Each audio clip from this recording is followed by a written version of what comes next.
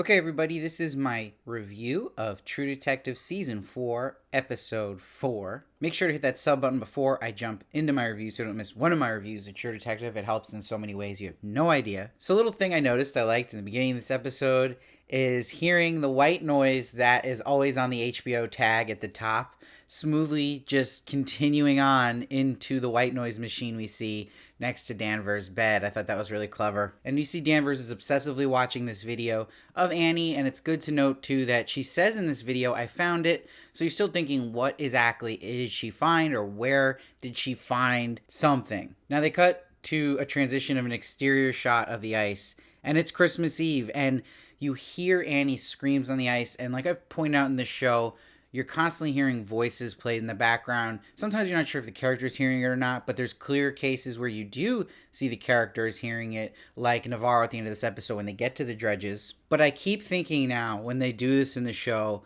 of a line the woman says to Rust in Season 1, Episode 7 of True Detective, saying, "Death is not the end, a wind of invisible voices." So I wonder if this is connecting to that saying. And when she's saying death is not the end, that is also alluded to here when Danvers is saying to Navarro towards the end of the episode that we all die, there's nothing else after this. But you see they're leaning to a theme of people seeing the dead appear to them, and again with the invisible voices, hearing these invisible voices in a lot of the scenes of this episode. And I like that they did so well in episode 2, showing the trailer that is at the end of the credits, the literal trailer, teasing the end of the episode. I like they did that here with the dredge. Now, Danvers has some more funny lines in this episode. My favorite of the episode was when Connolly says to Danvers, seeing Peter, that kid's going to be good. And Danvers goes, yeah, it's a miracle of overcoming bad genetics. I am PGing that line, but it was great. Now, Connolly is kind of getting hard on Danvers here because, like he had said prior, that he doesn't trust her keeping this case under control. And that's what's happening. Everything's kind of spiraling, no pun intended, around this case where he's talking about the unease in the town and tensions are really high. And he also says to keep the Annie video on a need-to-know basis. So like we see with his character and we see with Hank all the time, they love hushing everything, which really alludes to how Season 1, Russ was talking about the Tuttles and this being a bigger thing than it even looks the case, that there's these powers that be that are corrupt, and you're seeing this show is going with that too, and it could be this huge connection to the Tuttles, the Yellow King, the whole spiel. And that characters like Connolly and Hank are usually characters that end up knowing more than they're letting on, clearly. And how quickly they want to get these bodies to Anchorage. And you're seeing they're already starting that process in this episode. So I think Connolly's going to be a big part, I'm predicting, of next episode. They're setting up a lot of things to kind of go down with those bodies and what Hank and Connolly know that Danvers does not. Now, where the true tragedy lies in this episode is Julia committing suicide and going out the way that Travis did. We see Navarro takes Julia to a mental assistance center, which is called the Lighthouse, which was referenced earlier in the season. And you knew the way they did this backwards dolly shot of Navarro looking at her down the hallway with the lights on, that was going to be the last time she was going to see Julia in her life. And you'll see when she's back at the assistance center flipping out about what happened there, that they actually reflect that shot again with the lights off, symbolizing the lights off and her sister. You'll see too that when Julia is about to commit suicide, that you could tell by the way she was talking to Navarro that this was it. And she was lying to Navarro, saying she was still in her room, which she clearly wasn't. She was again at that boat that is important to them and to their life. That's a mystery still in the show. What is the significance of that boat? But it has to clearly do something with her mother. But the one thing that really hurt this moment for me was actually using a Billie Eilish song in a scene in the show where she's already in the opening credits, which I am fine with. I think that works there. But to have such a big, recognizable voice just hit right here felt out of place. And I think maybe the show now is overdoing using recognizable music instead of just leaning on score. I think this was a certain scene that needed to just let score take the already emotional visual happening, where I feel like Billie Eilish was almost upstaging the moment. Now, Peter in this episode will do some really good work here. He finds a man named Otis Heist, who has the same injuries as the researchers. We learned that he was a junkie after the incident that happened to him, this accident that the cause of the accident is a giant mystery, but this goes back to 98. Again, this is just excitement.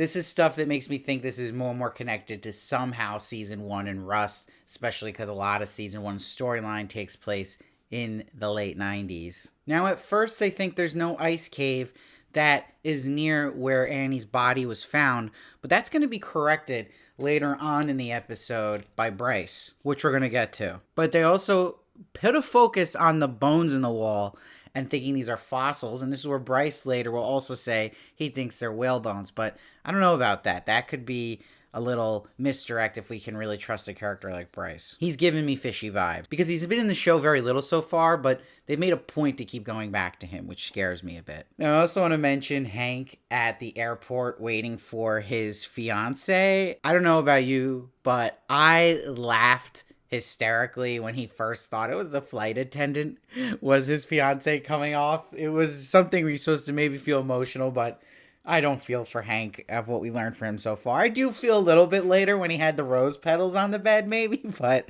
that part with the flight attendant just made me die laughing, like, oh, you idiot. And even his son will figure out what happened here.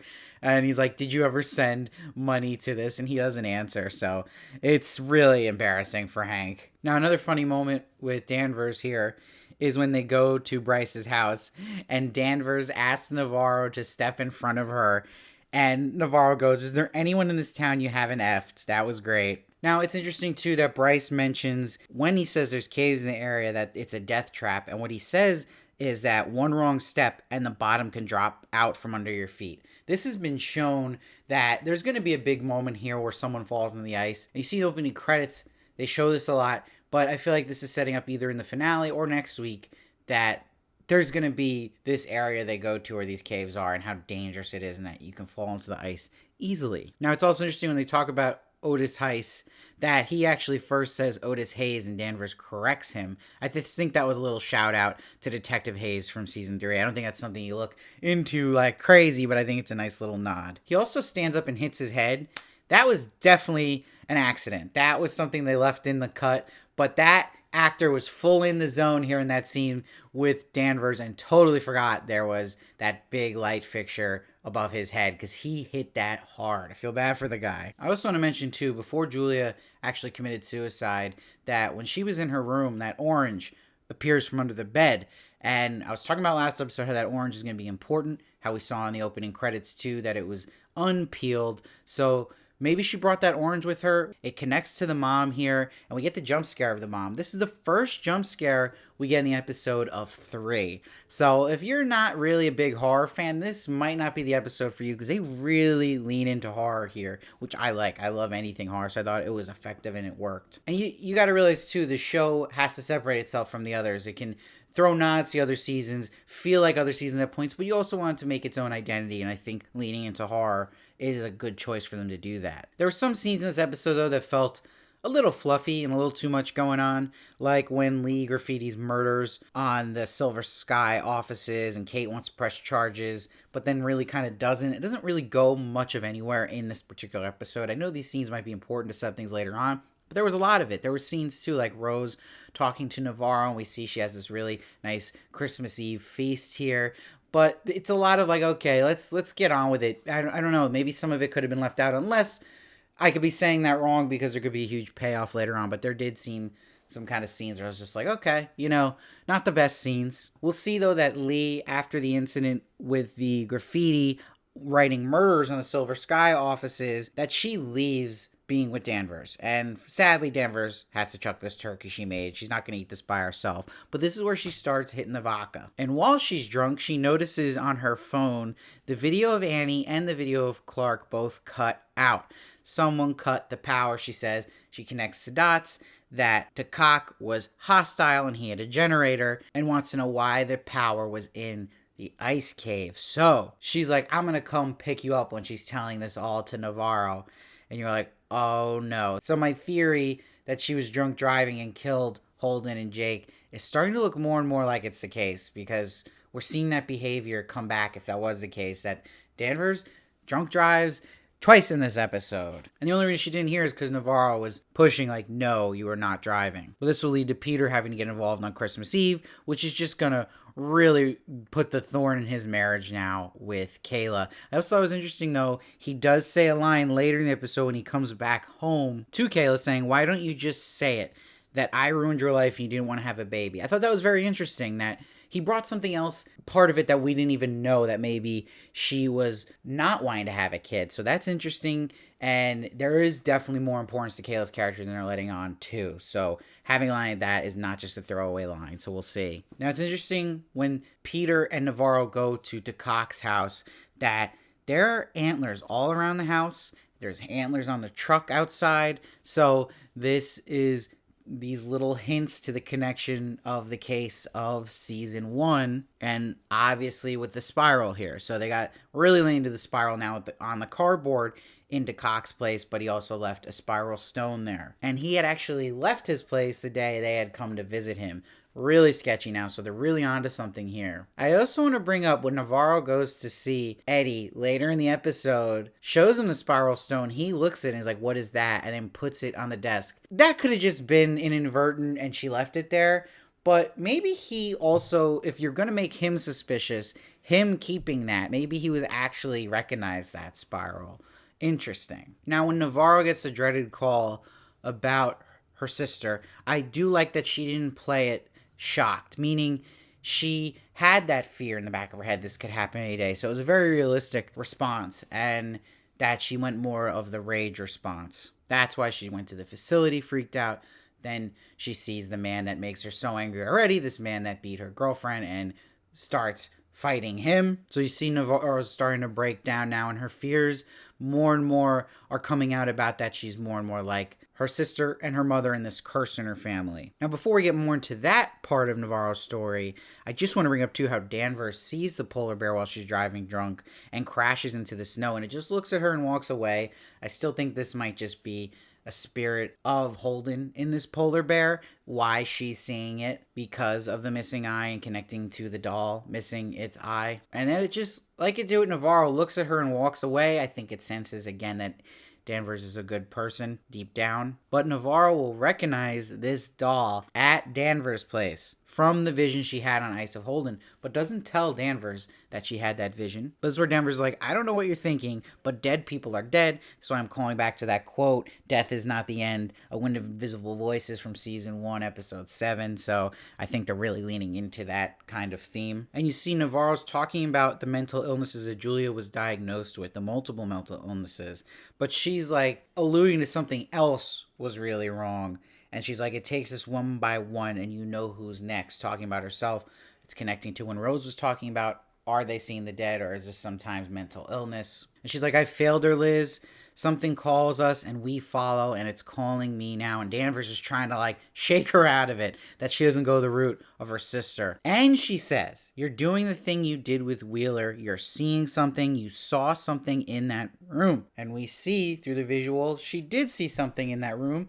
And it wasn't her mother. It was the girl who was murdered by Wheeler. But she denies it to Danvers. And we really want to know how they handled Wheeler here, because there's no way the story on paper that he killed himself happened. And it's a lot like Rust and Marty covering up what happened when they found the two killers originally in season 1 and telling the police that they were being shot at when they really weren't. Now, Peter got a call from a fisherman. They saw a guy walking that looked like Clark with the coat near the dredges. So they go to look into it, and they say the dredges used to be working, were amazing when they were, but now they've been abandoned and rotting out there. Now, what do they find inside these dredges? And this is a very exciting scene, was the spiral inside. So at this point, the amount they're showing the spiral, you hope it really does connect to this mystery from season 1 with the Tuttles, with the pedophilia, with the killing of woman. What is going on with all this? How is it going to connect to Alaska and Rust?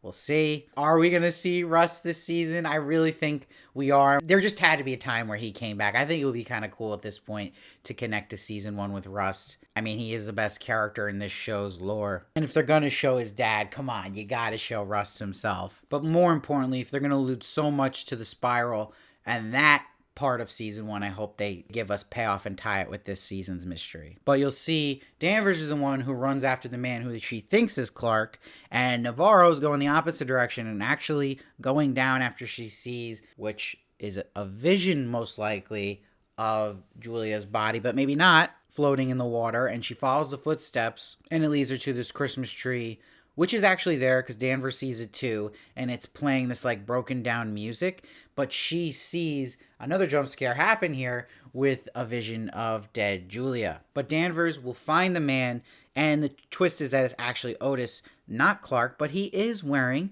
the jacket that Clark was wearing, which was Annie's jacket. You also see too that there's this pan which looks like crack or meth that's going on here, so there's drugs involved as well. And he says that Raymond Clark is gone and went back down to hide, wherever down is, right? Maybe it's these ice caves that Annie was in. And that he's hiding in the night country, which the night country, I think, is these ice caves. And maybe this is gonna lead to them finding bones of children, connecting it to season 1's case and the mystery of the Tuttles and pedophilia and dead woman. It all would work in connecting in that sense, and that maybe these aren't whale bones in the walls, which makes me just think Bryce more and more is full of it. I think he's involved somehow. And he says, you're all in the night country now. And this is cutting between ending the episode with her finding Navarro bleeding out of her ear in like a trance. So that's really interesting too. I'm very excited with where this is going. So I like how this episode ended. There's a lot to like about this episode. But like I point out, the Billie Eilish song in that big emotional moment really took away for me. I think it was just upstaging what could have just worked with a score. And I think there was just some scenes here that weren't the best, like the scene with Rose and Navarro eating, or even the scene with Connolly and Danvers, and that she goes there and they just end up doing the same thing where they're about to have sex and then they fight and she leaves. It felt a little repetitive of a scene we already saw between the two of them. It didn't really give us much new information. We already knew that she was a wreck after her husband and child died, and they kind of repeated that note. So overall, this is my least favorite episode so far, but I still really enjoyed it. I'm going to give this one an 8.7. But now we're at the point, there's only 2 episodes left, so I really hope it sticks the landing here with these final 2 episodes. And I think that this episode was the only one really so far that just felt like there were some throwaway scenes here that could have probably been a little tighter or left out altogether, written in dialogue in another scene to get that information across that they were showing. Let me know your theories though. Let me know what you thought of the episode. I'd love to hear your comments. I read every comment, try to respond as many as I can. Hit that sub button so you don't miss one of my reviews of True Detective Night Country, and I'll see you next time.